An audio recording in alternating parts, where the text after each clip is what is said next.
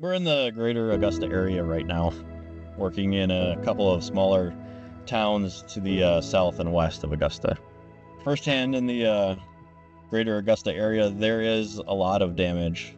The three circuits that we have been assigned, there's approximately 14 to 15,000 people out on those, and on those circuits alone, we have over 100 broken poles and several hundred spans of wire down that we're dealing with right now. Right now, we have approximately 100 DTE folks down here. The vast majority of those are linemen. So until power is restored, our crews will be putting in 16-hour shifts. Power is being restored to some areas. Even here on one of the first circuits that we're working,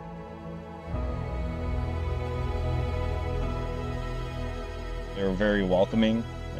Both the residents, the mayor, the local police, they reached out to the crews. We think about our families back home. The DTE family are thinking of us, but we are willing to do what we have to do to help out down here, and be assured that we'll be back when our work here is complete.